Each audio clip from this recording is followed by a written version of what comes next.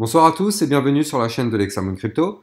Nous sommes le vendredi 28 janvier 2022, 19h40 à l'heure à laquelle je fais cette vidéo.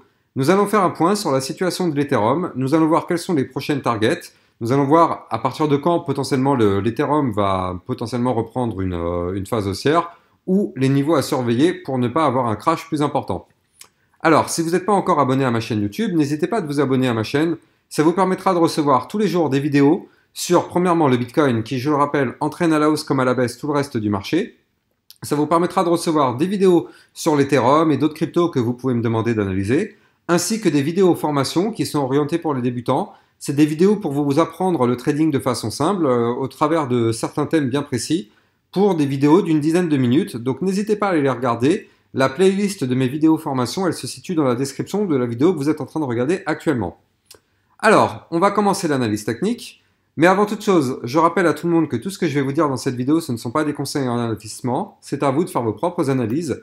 Et n'oubliez pas que quand vous prenez des trades, vous pouvez perdre l'intégralité de votre mise. Alors, on va commencer sur l'Ethereum.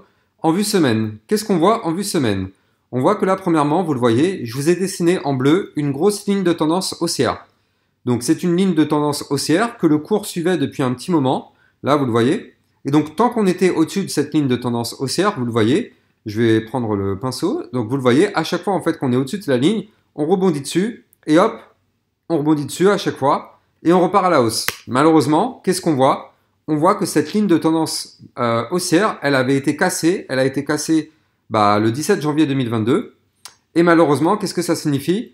Ça signifie que tant qu'on ne repasse pas déjà à minima au-dessus de cette ligne de tendance, donc à minimum au-dessus des au-dessus des 2983 $, eh ben, on reste baissier sur l'Ethereum.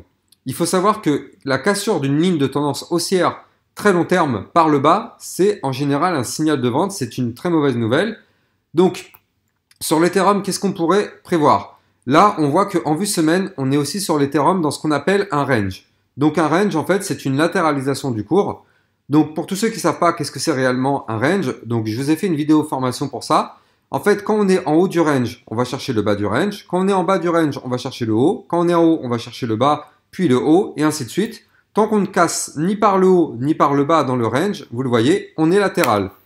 Maintenant, on voit que là, quand on était sur cette zone-là, on avait cassé le range par le haut.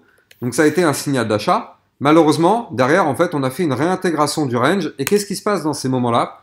Quand on réintègre le range comme ceci, l'idée, c'est d'aller rechercher, malheureusement, le milieu du range à minima, puis le bas du range. Donc la zone à suivre, le bas du range pour l'Ethereum, il se situe au 1693 $. Le haut du range, il se situe au 4364 $. Qu'est-ce que ça signifie concrètement? Ça signifie que tant qu'on ne casse pas par le haut les 4364 $, on repart pas, on n'a pas de vraie hausse à aller chercher. Ce sera toujours de la latéralisation. Mais le signal le plus important à suivre, c'est de ne surtout pas casser par le bas le canal, le range, parce que si on casse le range par le bas, en vue semaine, c'est un énorme signal de vente. C'est une très mauvaise nouvelle. C'est au niveau du trading, une cassure de range par le bas, gros signal de vente. Donc il faut absolument surveiller cette zone-là. Alors après, qu'est-ce qui peut se passer? Le cours peut très bien aller chercher le bas du range, faire un peu de latéralisation dessus, et après repartir à la hausse pour aller chercher le haut du range. C'est quelque chose qui est possible. Mais si jamais on va aller chercher le bas du range, il faudra faire attention à ce qu'on ne fasse pas quelque chose comme ceci pour le casser par le bas. Parce que là, ce serait vraiment un signal plutôt grave, vraiment bearish même. Donc, on va vraiment suivre ça de très très près. Ça, c'est pour la vue semaine. Donc, il y a aussi un élément important, c'est que vous le voyez, là, malheureusement, on est repassé en dessous du ruban de moyenne mobile. Donc, le ruban de moyenne mobile, en fait, c'est ici, tous les traits que vous voyez, toutes les lignes que vous voyez ici, en fait, c'est ça. On appelle ça le ruban de moyenne mobile. Chaque ligne, ça correspond à une moyenne mobile. Donc, une moyenne mobile, c'est la moyenne des X derniers jours. Donc, il y a les 9, 20, 50, 100, 200 derniers jours. Voilà, chaque ligne, c'est une moyenne mobile. Et en fait, qu'est-ce qu'on voit dans le passé? Si on remonte un petit peu dans le passé, vous le voyez. En fait, à partir du moment où on est au-dessus du ruban de moyenne mobile, vous le voyez, on est haussier. Là, on avait tenté de réintégrer, mais au final, on est repassé au-dessus. Donc, très bien, on est haussier. Malheureusement, dès qu'on repasse en dessous du ruban de moyenne mobile, qu'est-ce qui se passe? On est baissier. Parce que maintenant, en fait, on va rebondir sur le ruban. Et tant qu'on ne recasse pas ce ruban par le haut, eh ben, on est baissé, en fait, tout simplement. Alors, on va se mettre dans une échelle de temps jour pour essayer d'y voir un peu plus clair dans une échelle de temps un peu plus court terme. Alors, en échelle de temps jour, qu'est-ce qui nous fait l'Ethereum? Vous le voyez, on est dans un canal descendant. Donc un canal descendant, c'est simple.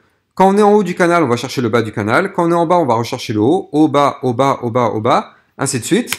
Et vous le voyez, quand on est dans un canal descendant, on fait des points hauts de moins en moins hauts et des points bas de plus en plus bas. Donc ça, c'est, vous le voyez, ici on a un point haut, ici on a un point haut plus bas, un autre point haut plus bas, un autre point haut plus bas. Donc ça, c'est typique d'un canal descendant. Qu'est-ce que ça signifie, un canal descendant? Ça signifie que tant qu'on est dans le canal descendant, bah, comme son nom l'indique, hein, vous l'avez compris, on est baissier, on descend. Maintenant, il y a trois niveaux à suivre. Le niveau du bas du canal, à ne surtout pas casser. Si on casse en vue jour les 2034 $, attention, c'est pour cracher. Ça, ce sera un très mauvais signal. Maintenant, quand on est en dessous du milieu du canal, là vous le voyez en pointillé, c'est le milieu du canal descendant. Tant qu'on est en dessous du milieu du canal descendant, ça signifie qu'on est sous une zone de résistance. Le milieu d'un canal descendant, c'est une zone de résistance.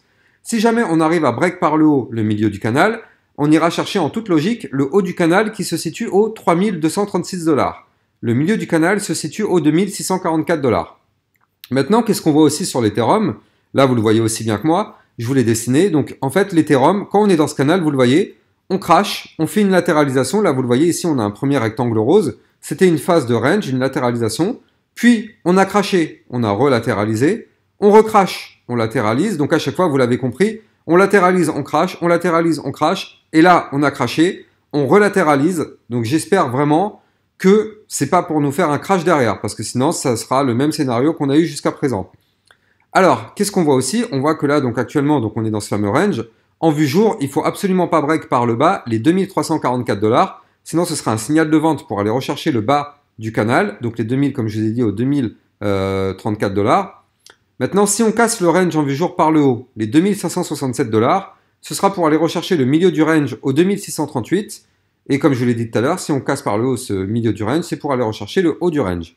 Voilà, donc ça c'est pour la vue jour. Et maintenant, si on se met dans une vue 4 heures, donc c'est-à-dire une vue vraiment court terme, qu'est-ce qu'on voit? On voit que là, on est dans un range. Vous le voyez très bien. Donc, latéralisation du cours. Hop, vous voyez, on fait un zigzag, comme ceci. On fait un zigzag, mais on fait de la latéralisation dedans. Maintenant, les deux niveaux à suivre en vue 4 heures. C'est ici, ne surtout pas break les 2356 $. Si on fait ça, attention, gros signal de vente. Par contre, si on casse par le haut les 2492 $, signal d'achat. Qu'est-ce qu'on voit aussi? Je vais enlever tous mes schémas, voilà. Vous le voyez ici, on a ce qu'on appelle les bandes Bollinger. Vous les voyez, les traits bleus là, c'est les bandes de Bollinger. On voit que ici, là, elles sont vraiment hyper comprimées. C'est très bien, ça signifie que, enfin très bien, oui et non, hein, ça signifie que là, quand elles sont comprimées comme ça, elles vont exploser. Que ce soit par le haut ou par le bas, peu importe, mais des bandes de Bollinger qui sont très resserrées, c'est pour un signal très explosif. Donc là, on espère vraiment que ce sera pour aller exploser par le haut. Ça permettra de reprendre une tendance haussière. Malheureusement, pour l'instant, on est entre ces deux niveaux. Le niveau des moyennes des bandes de Bollinger, c'est ici les 2573 et les 2334 $. Tant qu'on est dans ces bandes de Bollinger, il n'y a rien. Mais à partir du moment où ça va casser, attention, ça pourrait être un très gros signal, soit de vente, soit d'achat. Donc voilà, je pense qu'on a fait le tour sur l'Ethereum. Je pense qu'on a à peu près tout dit. Donc si cette vidéo elle vous a plu, n'hésitez pas encore une fois à vous abonner à ma chaîne YouTube. Surtout activez bien la petite cloche, ça vous permettra de recevoir toutes mes prochaines vidéos. Je rappelle que j'ai un lien Twitter sur lequel vous pouvez venir, je diffuse des alertes en temps réel. Et j'ai un lien Discord sur lequel vous pouvez venir poser des questions, échanger avec la communauté. Donc le Twitter et le Discord, vous allez trouver les liens dans la description de cette vidéo. Voilà, je vous souhaite à tous une bonne journée, bonne fin de journée. Et je vous dis à bientôt pour une prochaine vidéo analyse. Ciao, ciao!